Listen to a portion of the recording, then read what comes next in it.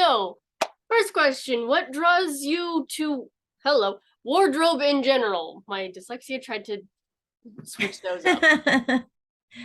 I studied theater in college, and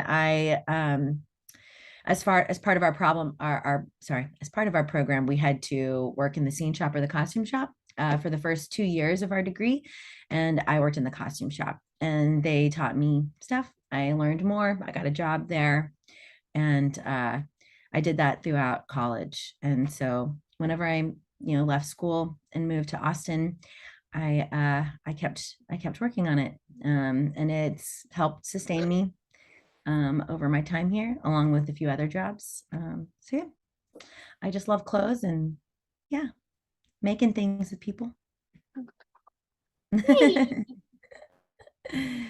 um, Okay.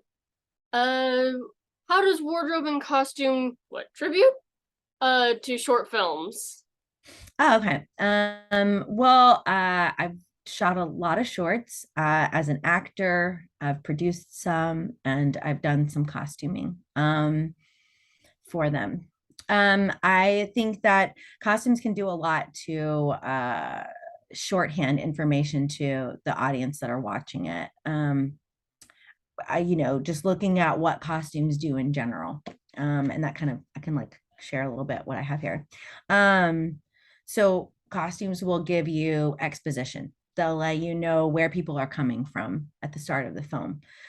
They'll give you an idea of the time and where you're at. And it can give you an idea of the different cultures that are being set up by the short film, and whether those are in conflict or in accordance. And it can also tell you quite a lot about the character. It can give you what their personal style says something about them, what they think about the world and themselves. It can tell you their status in society. It can tell them how much money they have. Are they wealthy? Are they poor? It can tell you about their job, what they do for their job. Sometimes you can tell by what they're wearing. You can guess, and you can learn about their disposition. Are they happy with their life? Are they sad with their life? You can kind of tell by the way someone dresses, how they're feeling about themselves. Or it's in our nature, I guess, to guess that by looking at people. And then also it can give you an idea of character arc. Like if someone goes from they're down on their luck, they're having a hard time, to they made lots of money, they're doing really well. You can tell by the way they dress that their life is different. So it can indicate internal changes as well as like outward circumstances changes. So they're happier, they're dressed more playfully. They're not dressed in like pajamas and they're sad. They're feeling good. They're wearing something colorful. They're happy. They've got jewelry on.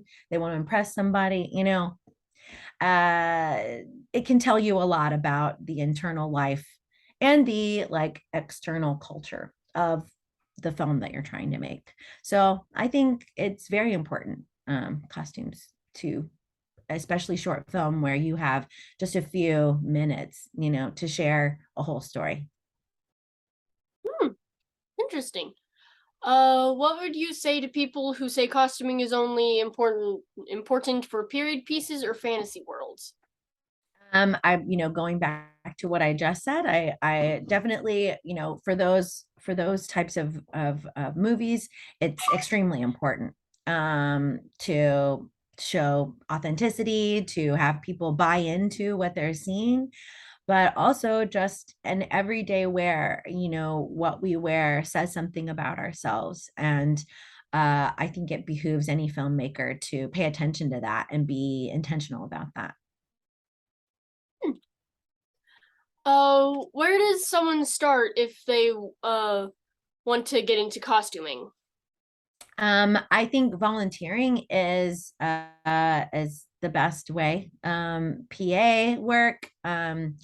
You can, I mean, a lot of it is like who you know. So if you're looking to meet people that are doing costuming or doing wardrobe, then the best thing to do is go to movie screenings, go meet people, go to mixers, say hello, say, hey, I'm available. Um, For women, there is the Women in Film and Television organization that I'm a member of, and you can meet and network with a lot of people there. And that's just locally here in Austin. But also would say, if you have any friends that do costuming, ask to work on something for them, like, hey, can I help you out? Or do you need help on set? Can I show up, and learn some things. And then, there are just some skills you would need or want to have if you want to get into wardrobe, knowing more about clothes, knowing about, what's going on with fashion, knowing about sewing, knowing about how clothes come together, how they're made, is helpful. So thankfully, there is a large set of resources that are available to us on the internet that wasn't really available as much, or was just starting to be available whenever I was coming up. Um, I find that once you volunteer and you do good work, then people will come back to you. People will remember you and will ask to work with you again and recommend you, if you do good work. Ooh. Since you are familiar with the premiere or premise, that's not premiere. Since you are familiar with the premise of the 48, what would you recommend doing to prep? Okay, yeah. So being prepared, there's a lot of stuff to do. There's a lot of moving parts, and I'll just kind of go over some general stuff. And then after that, we can talk specifically about like the circumstances that are set around the 48 film hour, 48-hour film thing, So to be on set, you want to, well, before you get to set, let's see, research. So you want to research. Usually, when you start with a film, you have a script, you read the script, you get an idea of what the director is going for, in terms of style, and then you start doing research. You start looking in, if there's time period, you do some time period research. If it's a genre film, you go and look at other films in that genre and kind of get an idea of what it is you're thinking you want it to look like. You do style boards, you do all this stuff. That stuff you do when you have time, and some budget. So, but just going over what you would do, you would see how many people are in the cast. What are their sizes? What time of year is it happening in? Is it in winter? You're going to wear different clothes in winter than in spring. Are there any special occasions in your film? Is there a wedding? Is there a funeral? Is there a party? Is there a costume party? Any of those things are going to require a lot more resources from you. So you want to pay attention to any of that so that you can make sure you have what you need on hand. How many script days are there in the script? Not how many days are you shooting, but how many days happen in the course of the script.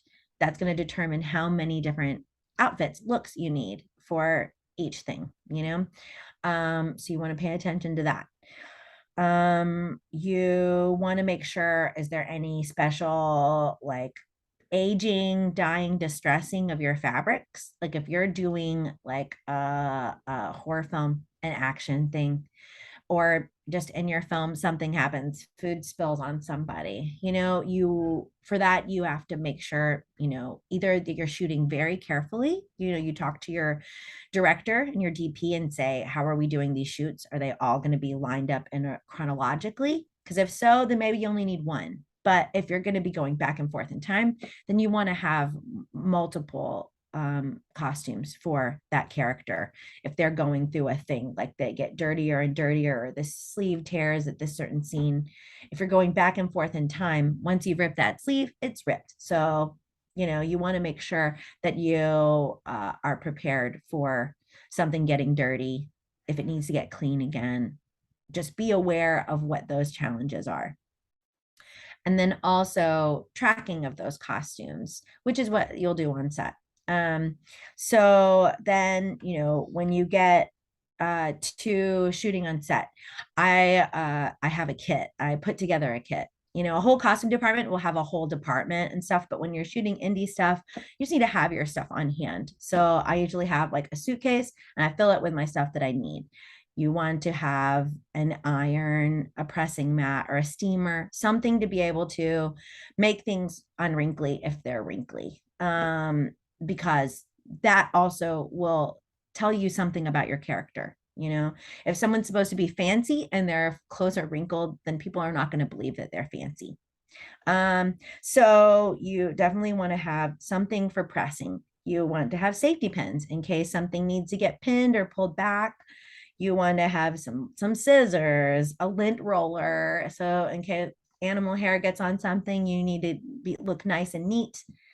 The main thing about costumes, I feel like, and not everybody will agree with me, but what I think is the idea for film costumes is that you don't want it to be distracting. You don't want anything to take the viewer away from the story you're telling. So being very careful to make sure that everything looks kind of smooth and kind of nondescript. The next thing I think is important is being intentional. That's what I mean about ironing the clothes when they need to be ironed or wrinkling them when they need to be wrinkly, like just making sure that the way it looks is on purpose and not because no one really thought about it. So to that end, you also want to have oh, sorry, going back to the kit, you want to have like hangers, safety pins, have like wipes, like makeup wipes, have a Tide pen just in case some makeup gets on something or somebody eats lunch and gets messy. You just want to kind of have stuff on hand to treat that kind of thing. And then bring like some bags and stuff, just you don't know what you're going to need or what you're going to need to put things away in, or if you're going to need to move somewhere. You need to keep track of things. If you have a clothing rack, awesome. Um, I always have one if I can, and I try to label costumes if there are a lot. But you're gonna just do the best you can with a 48-hour film thing. When you're on set, while you're shooting, the idea is to just make sure that for a continuity, that between shots things look the same as they need to. So you want to adjust collars if an actor rolls up their sleeve, then you want to remember that. I always take lots of photos while I'm on set. Once I have them in costume and they have the look that you want them to have, take a photo of it as reference. If you have to come back to it later and you need to remember, like, oh, they rolled their sleeves up at the end of this scene, I'm going to take a photo of that. So then when you go back and you're shooting like another bit from that scene, or you have to reshoot something, you can go back to those photos for reference and you can say, okay, your sleeves were rolled up like this.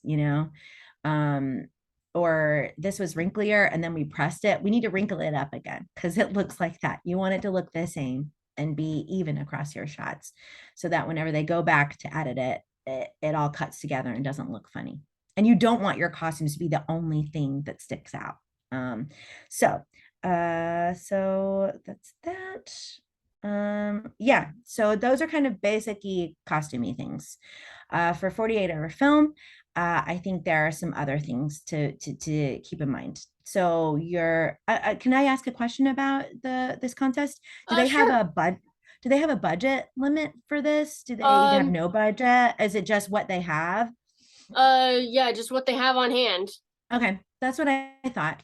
Just making sure because I see on here some of this it says like it said like medical stuff and STEAM stuff under like the genres, the two different genres. I saw that on there.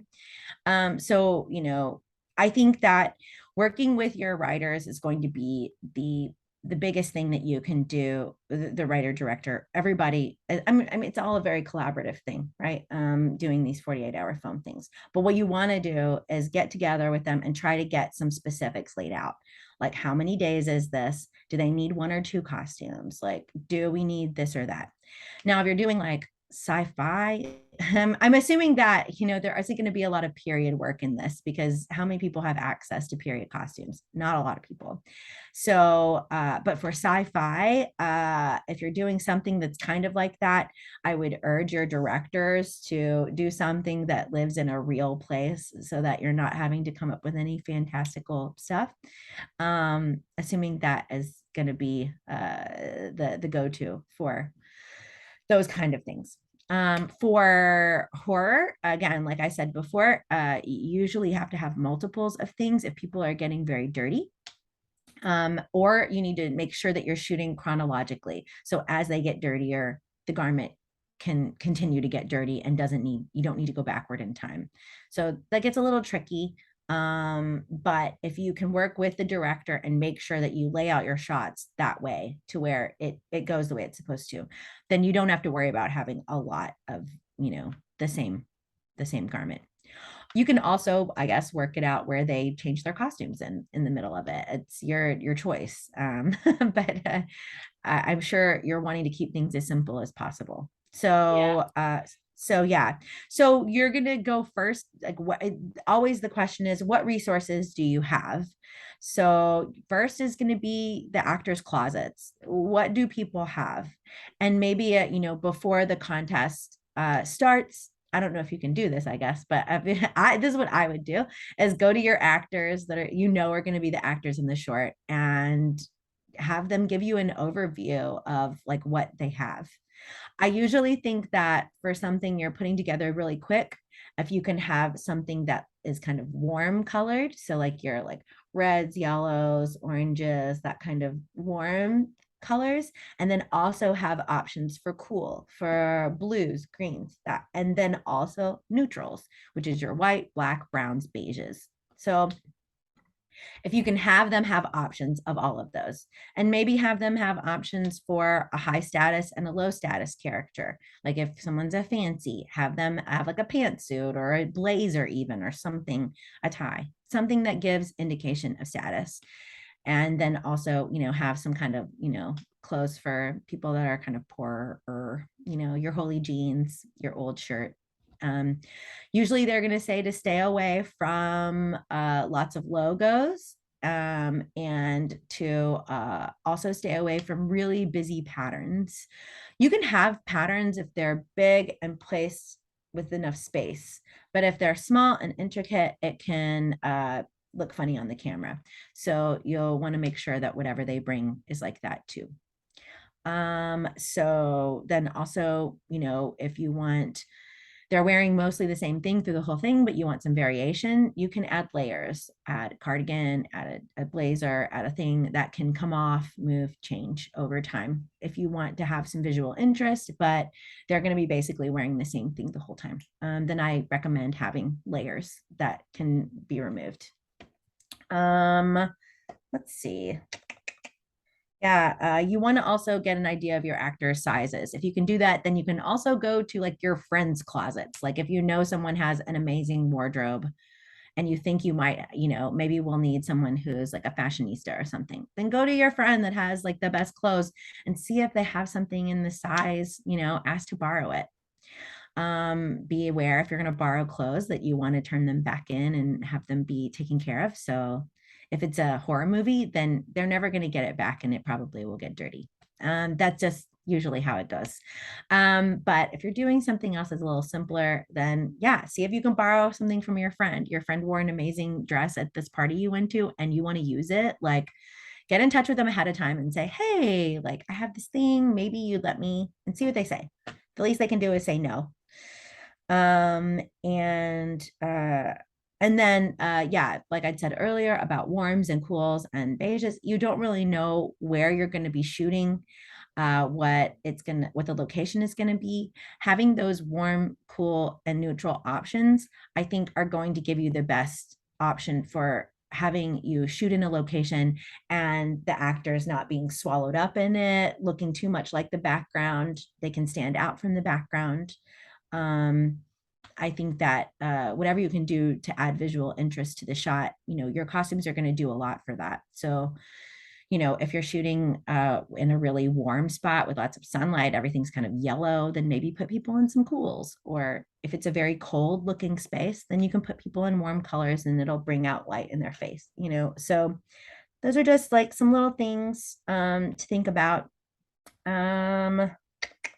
Yeah, and take photos. Just always take photos. It's going to be like your best friend because you're going to be moving so fast and you'll think like everything's cool, but then, you will come back and be like, oh, I wish I had a photo of that. So take lots of photos.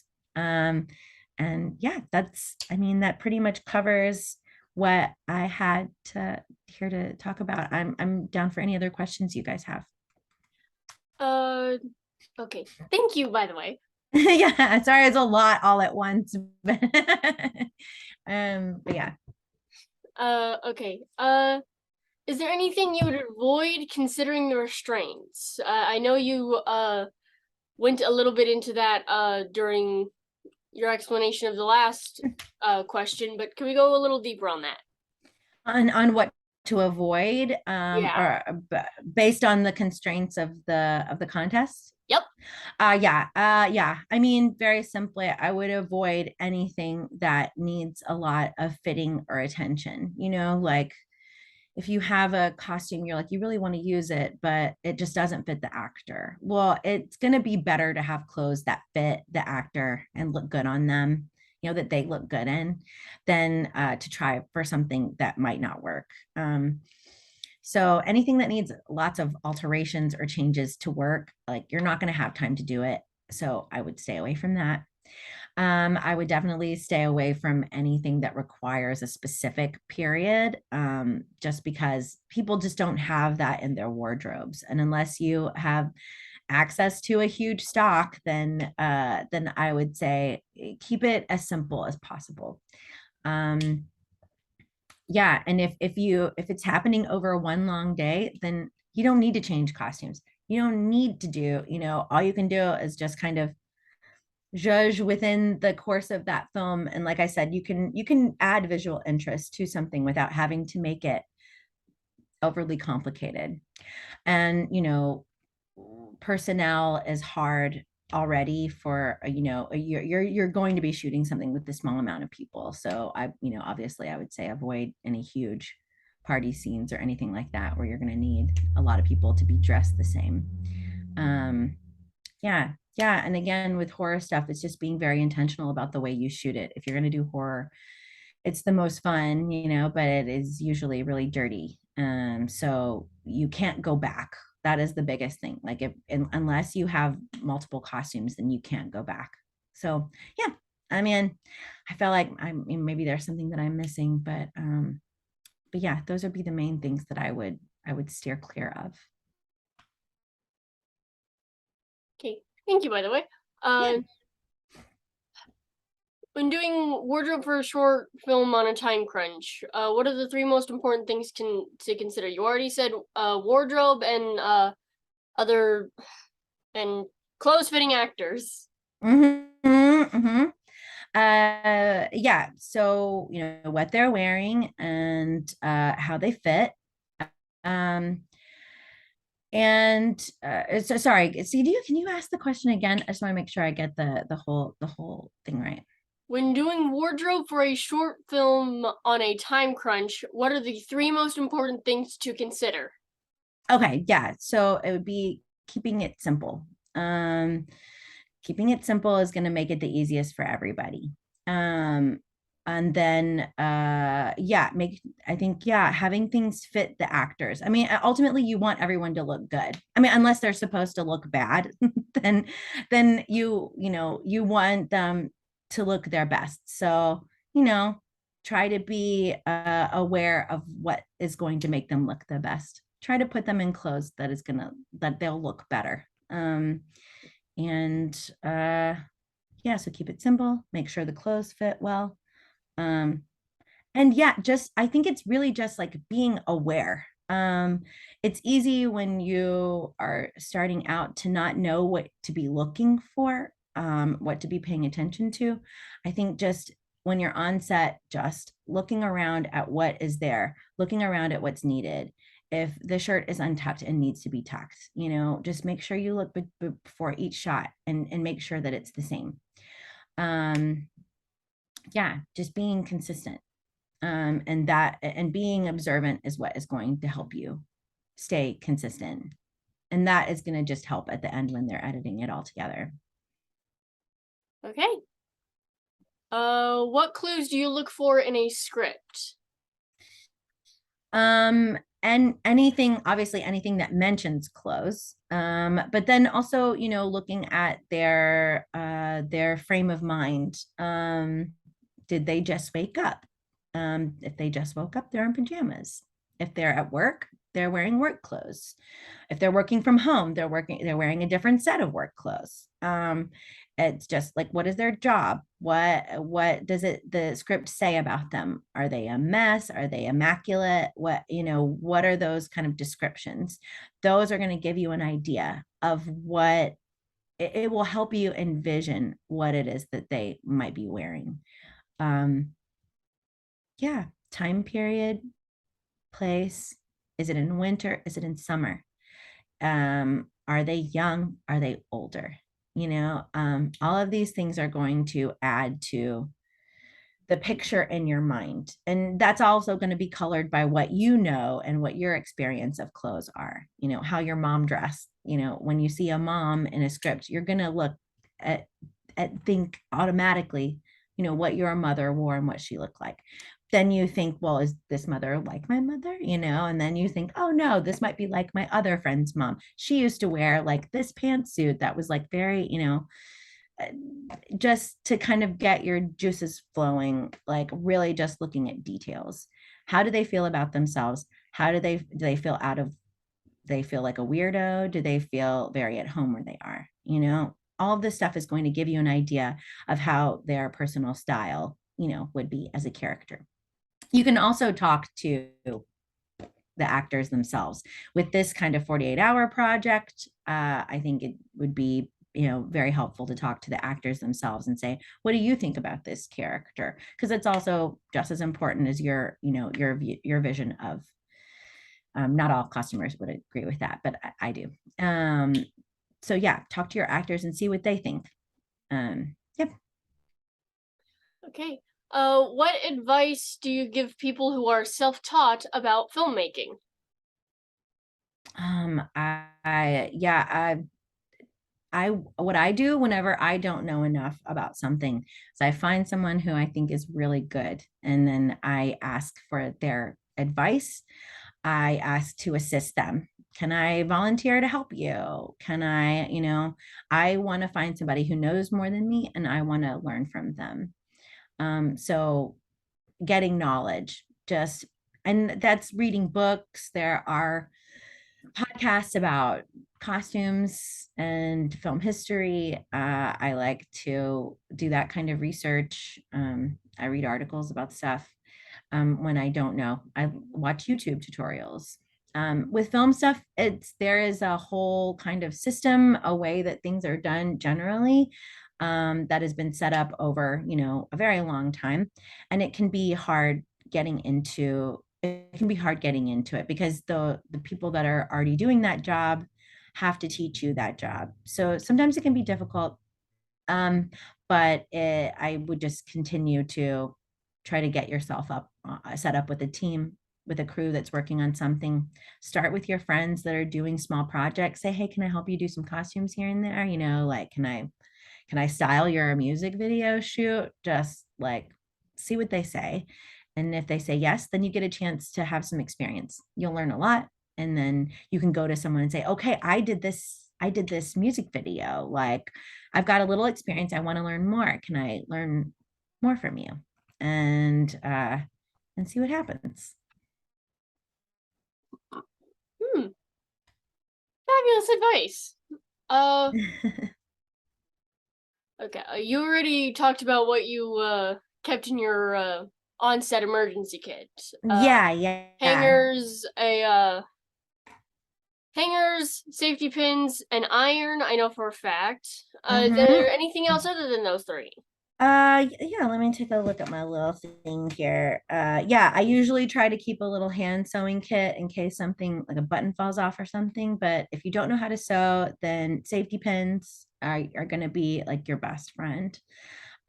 Also, I recommend having dress tape, like the tape that you have, that you use if you have like a dress that's low cut and you don't want it to open up. You can, like, it's a double-sided tape. You can buy it from any place around the, like, laundry stuff, or at like a lingerie place, they'll have it. But you buy it, and that way, if a collar's sitting funny, you can like tape it down and it'll lay nice.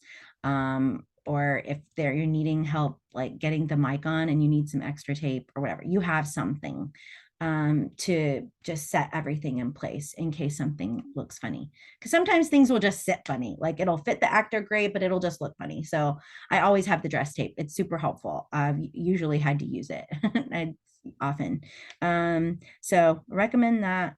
I like to have like a bunch of rubber bands, just because like if I need to put all the costumes together, or these set of costumes are for one scene, then I can like set them aside, and it's got like something that's holding them, that is keeping them in their place. If you have any garment bags that you get from like a store or something, you can use those, or you can cut like a paper bag or whatever, cut a hole at the top and put all of your clothes through there to like keep them separate.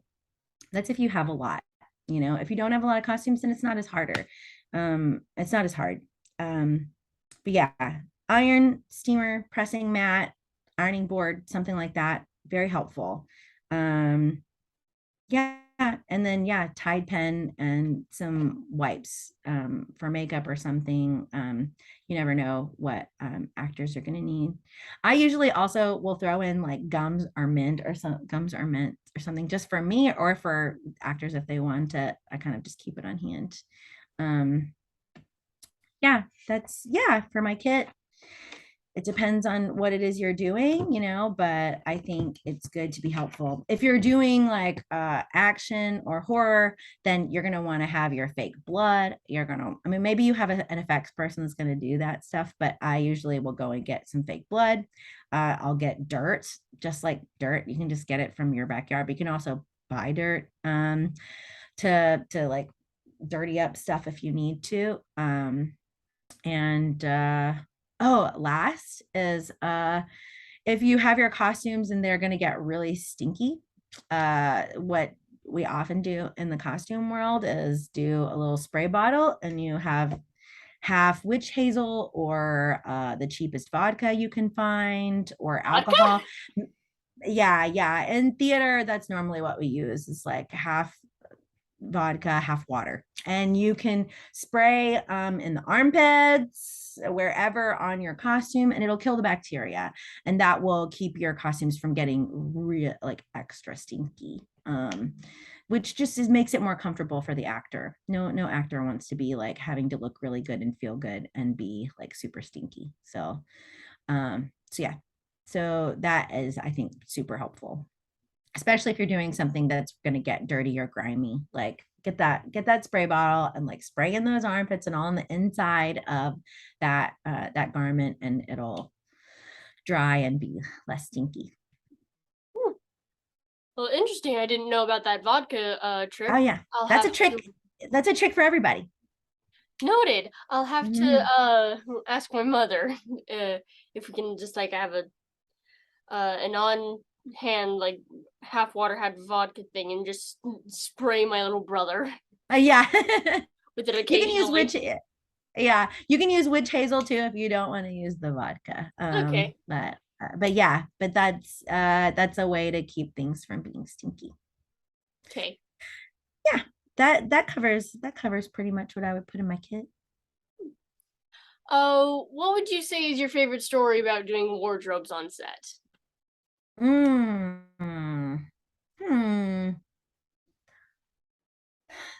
I mean,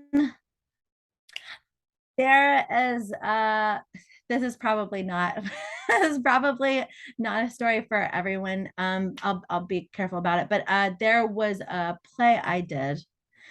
I mean, there's all kinds of stories about, Hollywood costumes and stuff. But there's a kind of a joke that goes around with costume people, which is don't mess with the people that make you look good.